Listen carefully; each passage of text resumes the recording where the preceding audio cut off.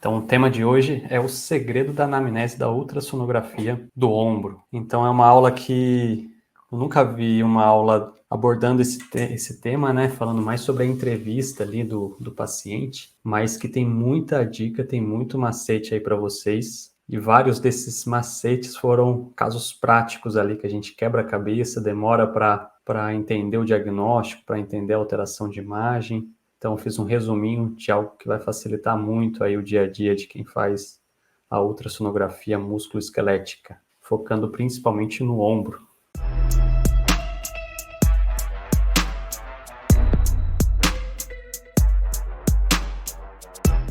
Então, assim, primeira coisa, a importância deste tema é deixar vocês bem tranquilos ali. Quando chegar uma ultrassonografia de ombro, eu quero que vocês fiquem bem seguros, bem tranquilos e já saibam o que vocês vão encontrar no exame, que isso é uma das coisas mais importantes. Então, essa é uma das grandes importâncias aí da anamnese, é você ter a informação clínica do seu paciente e saber exatamente o que procurar e como procurar. Então, lembrando o que é a anamnese, né? A anamnese ali é um processo que a gente vai fazer o paciente relembrar fatos relevantes que aconteceu e direcionando ali principalmente para o ombro, né? Então, por mais estranha que pareça, qualquer história que o paciente nos conte, ela pode nos ajudar muito em relação ao trauma, em relação a qualquer outra patologia, né? E daí, é neste momento que a gente vai fazendo os cálculos e já vai imaginando o que aquele paciente vai apresentar, o que eu vou encontrar naquele exame. E isso vai deixar vocês bem tranquilos ali na hora de realizar o exame. Então, os grandes benefícios, primeira coisa é abrir o diagnóstico diferencial, é abrir o leque de informação, é vocês terem ideias a mais do que o arroz com feijão que a gente vê no dia a dia, para vocês ficarem seguros até nos casos mais difíceis. Outro benefício é vocês ganharem velocidade no exame, porque a partir do momento que você tem em mente qual que é a hipótese diagnóstica, qual é o provável diagnóstico diferencial, você já vai direto naquela queixa. E, além de tudo, aumentar a assertividade, a acurácia diagnóstica e a segurança. Então, você não vai deixar passar alguns diagnósticos que você não pensaria. E, de início, a gente vai checar sempre o quê? Primeira coisa, o nome do paciente, sempre olhar o nome, algo que eu costumo fazer, sempre quando vou checar o pedido médico, eu olho o nome na tela, e quando o paciente entra, eu olho na tela novamente e chamo ele pelo nome da tela. E confirmo se o nome dele está ali, que essa aqui é uma questão muito importante, né, para evitar trocar. O pedido médico ele é fundamental, porque às vezes no pedido médico vai ter algum dado a mais. Muitas vezes o pedido médico ele vem incompleto, vem só com uma queixa de dor, mas existem vários casos que o colega pede ultrassom de ombro para ver um lipoma. Então, a hora que você vê, tem um nódulo, uma nodulação na face lateral ou posterior do ombro, e o colega só quer ver aquele lipoma. Então, não adianta nada a gente dar uma olhada em todo o manguito rotador, todas as estruturas e não laudar o nódulo que o paciente estava se queixando e que o médico colocou no pedido. Então, é fundamental ver o pedido médico sempre checando a lateralidade. Isso aí é uma questão bem importante no exame musculoesquelético, né, para a gente não confundir. Sempre checar se é o direito, já coloca no seu laudo ali. Se é o direito, já checa no pedido médico, checa com o paciente. Primeira foto do laudo já coloca que é o lado direito. E saber se tem exames anteriores. Então, são os pontos que a gente sempre vai checar. E assim, quais são as principais queixas que o paciente vai aparecer para a gente realizar a ultrassonografia do ombro? Então, a principal queixa disparada é dor. Depois a gente tem os casos de trauma. Depois temos limitação de movimento, que pode estar associado ao dor ou ao trauma. Tem os casos pós-operatórios e coloquei aqui alguns diagnósticos diferenciais. Então, o manguito rotador, a patologia do manguito rotador, ela vai ser a causa mais comum de dor e disfunção no ombro em adultos. Então, quando a gente fala de ultrassom de ombro, a grande maioria dos casos vai ser por essa patologia do manguito rotador. Então, tirei um exemplo aqui. Isso aí é o dia a dia, tanto da ressonância quanto da ultrassonografia. Até tirei de pedido dos médicos, ó, a gente vê ruptura do manguito rotador, lesão do manguito rotador, avaliar o manguito, lesão do manguito, LMR, lesão do manguito, síndrome do manguito à direita, tendinopatia do manguito. Então, essa aí vai ser a queixa mais frequente de dor no ombro.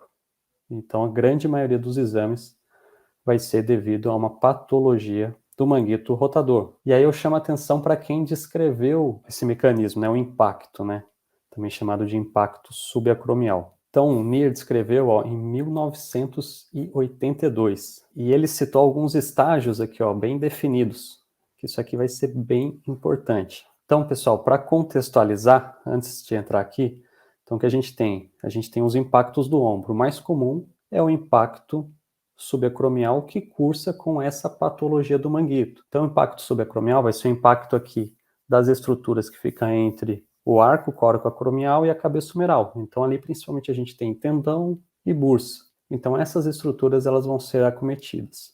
E vamos observar aqui como é que ele descreveu. Estágio 1, idade típica abaixo de 25 anos.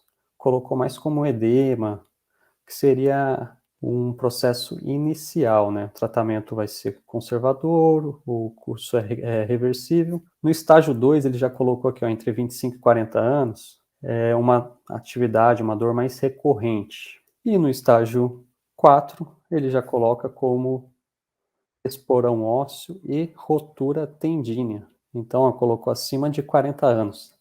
Isso aí, pessoal, é muito importante, é uma dica muito valiosa.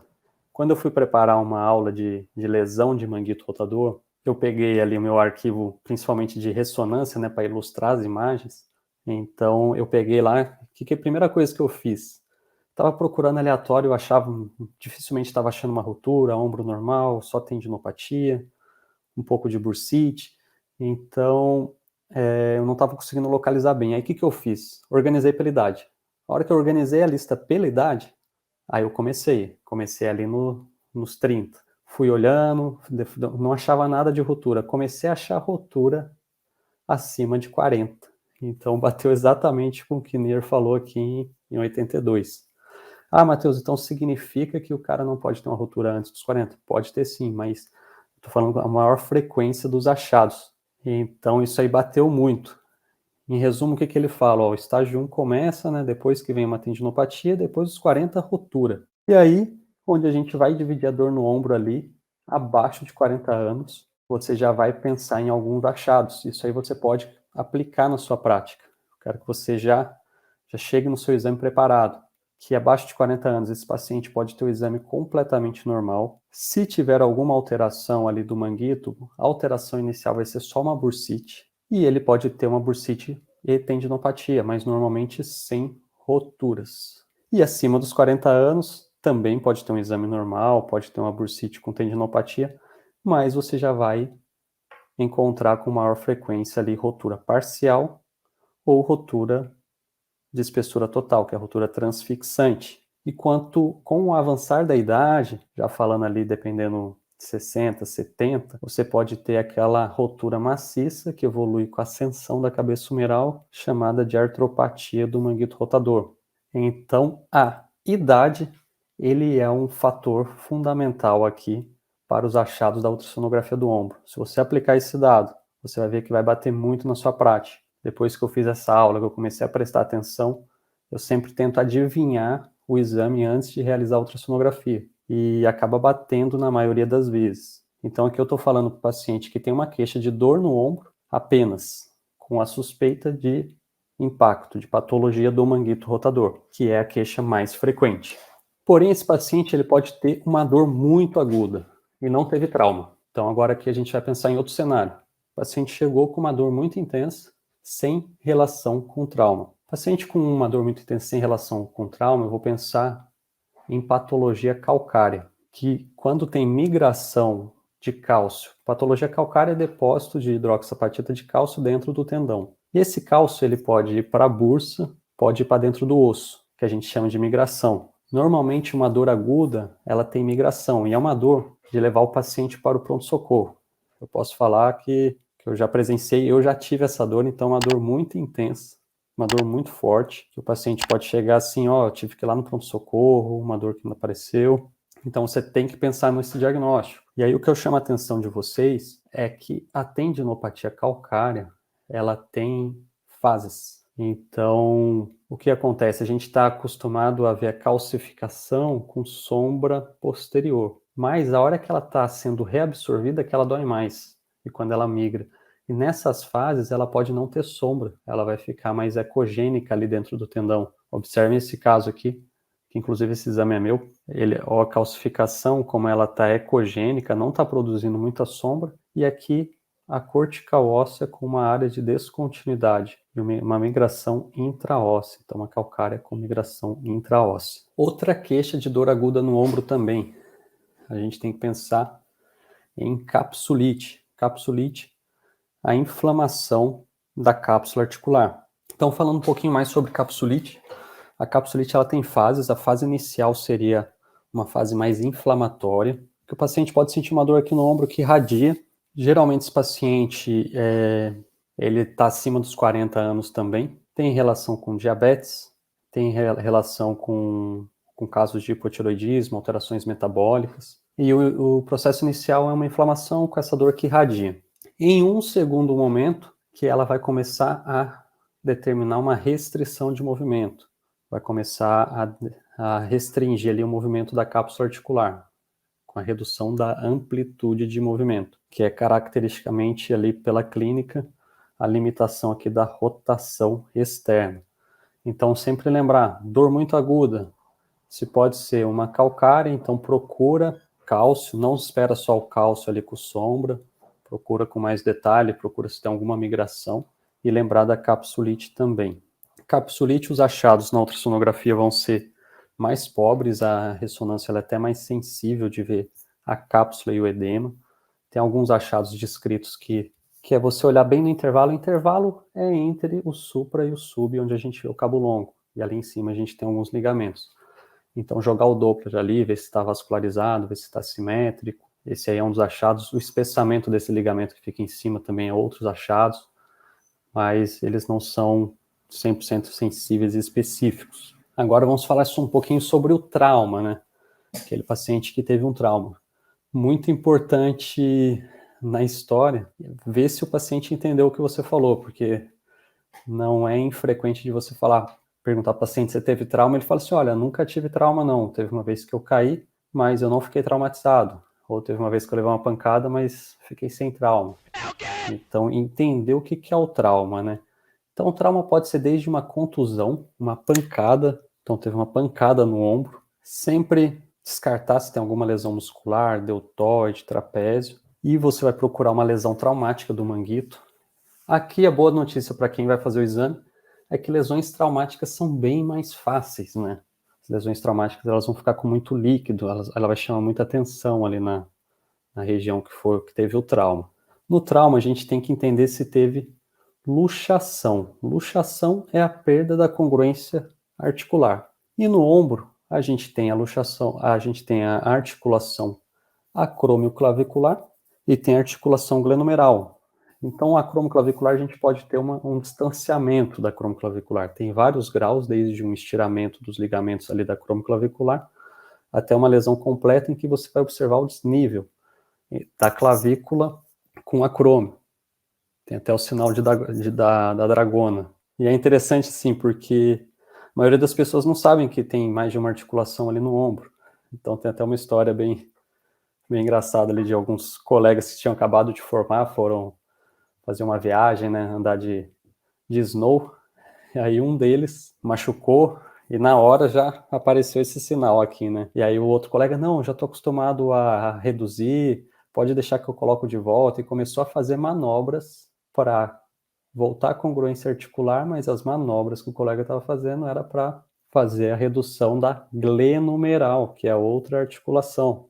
Então isso aí é bem importante, a anamnese, o exame físico, só para a gente olhar e entender o que luxou ali. Não adianta tentar reduzir algo que a gente não vai conseguir.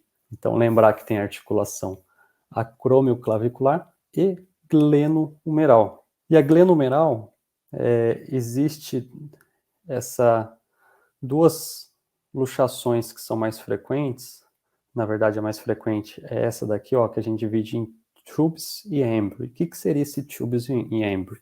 É apenas a letra inicial para definir um quadro de instabilidade do ombro, glenumeral. Então agora eu estou falando ali daquela articulação entre a glenoide e o húmero, tá? Então o que seria o tubes? Seria que é uma lesão traumática, geralmente unilateral, tem alteração óssea, né, bancar, e normalmente pode ser que precise de cirurgia. Então esse é o caso típico do paciente que teve um trauma e o ombro dele saiu do lugar, ele sabe que saiu do lugar, ou alguém precisou voltar, ou ele mesmo conseguiu voltar. Depois do primeiro episódio, ele acaba tendo outros episódios. Então, neste caso, a gente pode ver uma lesão de Hill-Sachs, que é como se o osso tivesse amassado ali na cabeça humeral. E onde você vai procurar esse Hill-Sachs? Geralmente fica no terço superior da cabeça humeral, no contorno posterior. Terço superior, contorno posterior. Então você pode comparar um lado com o outro, você vai ver que um lado está mais irregular a cortical, um pouco mais amassado. E sempre procurar ali a congruência articular. Olha ali aquele recesso para ver se o ombro está congruente, se não tem uma luxação. Tem algumas luxações que é até um desafio na radiografia, e se você faz os testes procurando ali, você consegue definir. E o que seria o embry, que eu não falei da glenumeral? Seria uma instabilidade que é mais atraumática, ela é multidirecional, seria aquele caso do nadador que seria bilateral e normalmente seria feita a reabilitação ou uma cirurgia da cápsula inferior. Então é aquele paciente, aquele nadador que foi, até pelo excesso de movimento, foi tendo aquela frouxidão da cápsula e ele mesmo consegue tirar o ombro para frente, para trás, para baixo, que é multidirecional, geralmente bilateral. Então, esse paciente pode chegar para você, e aí, o que vai acontecer no seu ultrassom? Como é que você vai fazer esse ultrassom? Chega o paciente, doutor, meu ombro sai do lugar, eu tirei para frente, para trás, nunca tive trauma, eu tiro os dois, e vim fazer esse ultrassom aqui. Você vai fazer o seu ultrassom tranquilo, só para ver a integridade do manguito, e pronto. Porque é bem provável que você não encontre nenhuma alteração neste paciente. Então, quando a gente tem essa consciência da anamnese, a gente vai ficar tranquilo. Você já vai chegar, você vai conseguir diferenciar, que isso é importante, da instabilidade do paciente, se ela foi traumática, unidirecional, ou se ela é bilateral atraumática. E aí você provavelmente vai ter um exame normal aqui neste caso. Neste outro caso, no máximo, você vai procurar ali uma lesão de Hill-Sachs.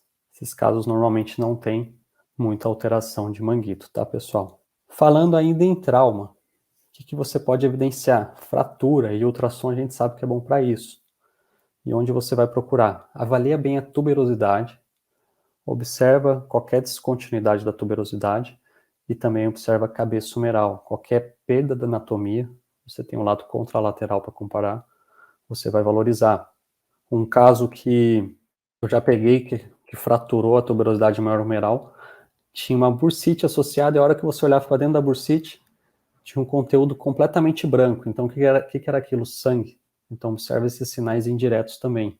Paciente com trauma, tem uma bursite com conteúdo branco, aquilo pode ser uma bursite hemática secundária a uma fratura. E aí um caso que já apareceu na minha agenda, já apareceu na agenda de colegas também, que se você não se atenta, dificilmente você vai fazer o diagnóstico. E ultrassom é até possível você, mesmo que não tenha todo o detalhamento, toda a técnica fina para ver essa estrutura, é possível você fazer o diagnóstico sim. Que é o seguinte, o paciente chegou lá para fazer ultrassom, doutor, caí de moto e não estou conseguindo mexer o ombro.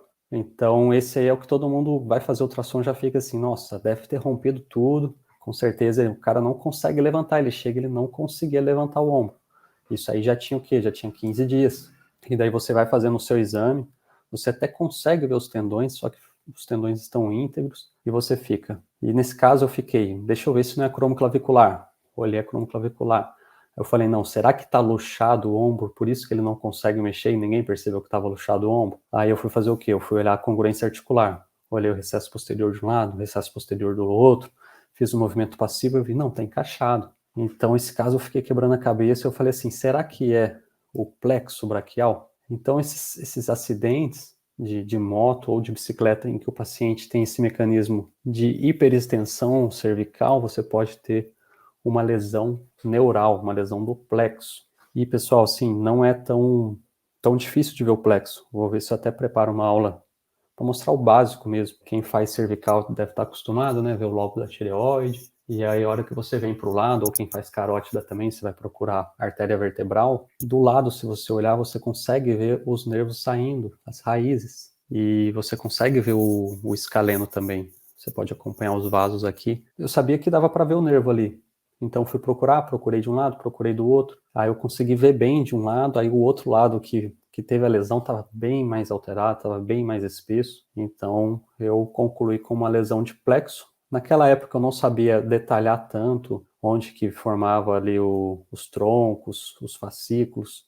Então eu só concluí mesmo com uma lesão de plexo, mas já direcionei o caso. Então esse aí é às vezes uma bucha que chega para você, não estou dizendo que você precisa ver com todo o detalhe, mas se chegar o paciente, queda de moto ou queda de bicicleta ali muito rápido com esse mecanismo, não consegue levantar o ombro.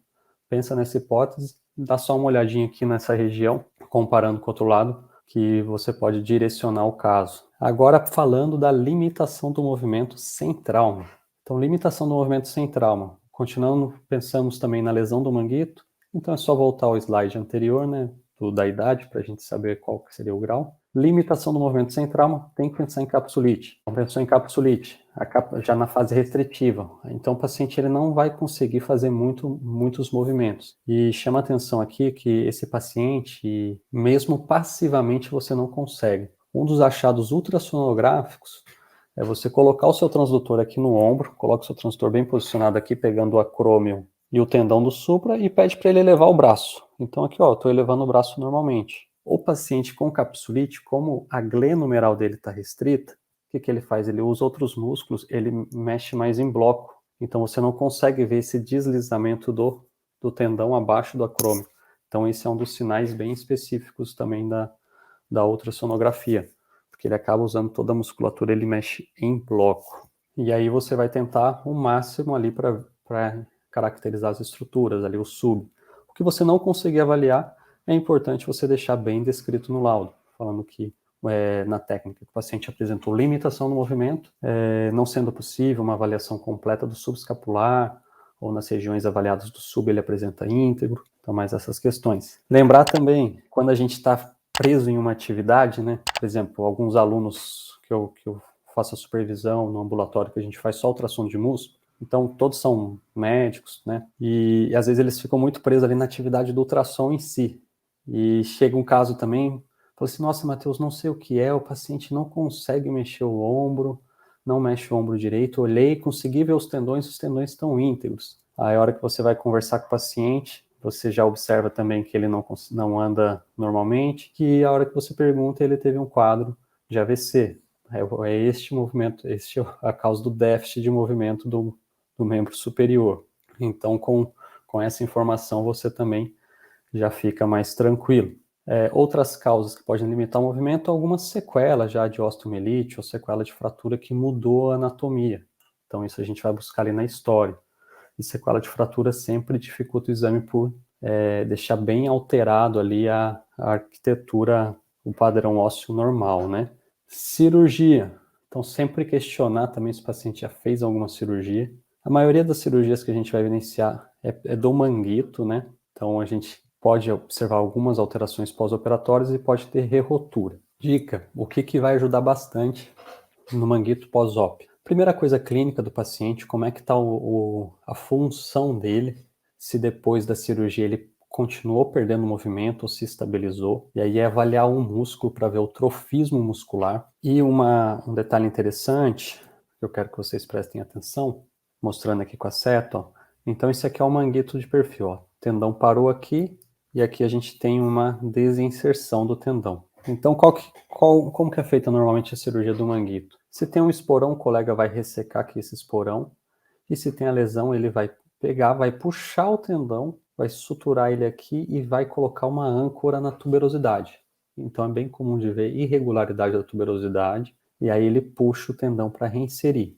Pessoal, não esperem ver um exame como é um exame normal. O que vocês têm que buscar é saber se tem tendão chegando ali e se tem áreas grandes de desinserções, de retrações, porque muitas vezes, dependendo da fase da lesão do manguito, o colega ele consegue só puxar parte do tendão, então ele fica mais afilado que o habitual. Além de só puxar parte, se tiver uma retração muito grande na hora da cirurgia, ele vai puxar e vai colocar, vai reinserir o manguito aqui um pouco mais medial. Então ele vai amarrar aqui, ou vai reinserir aqui, ou um pouco mais medial. Então sempre se atentar que às vezes não vai ser igualzinho vocês estão acostumados com o ombro normal. E aí a gente vai procurar uma rerotura franca ali mesmo, se o tendão desinseriu e se está retraído.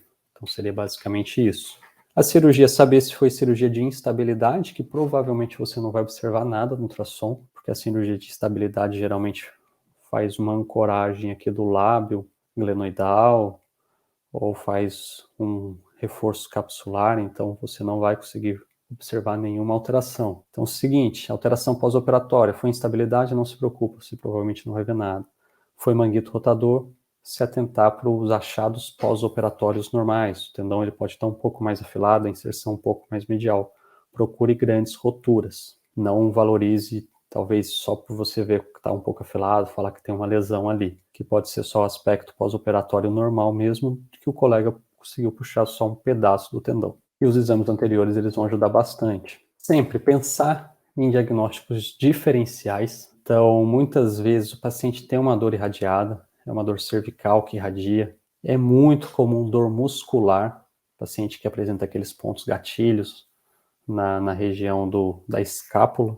AVC, outras causas neurológicas e artropatias em geral. Lembrar que o exame ele não vai ser diagnóstico 100% do tempo, mas até nas artropatias, por exemplo, se for uma artropatia glenomeral, você consegue caracterizar um derrame articular. Então é um passo fundamental numa dor no ombro ali, você olhar o recesso axilar para ver se tem um derrame. O derrame ele já indica uma alteração ali da articulação. Então aqui mostrando algumas imagens, né? Então o paciente chegou com história de trauma, você viu isso? Você só vai comparar cromoclavicular e de um lado vai ter um afastamento maior. E aí você vai comparar do outro lado e está mais preservado.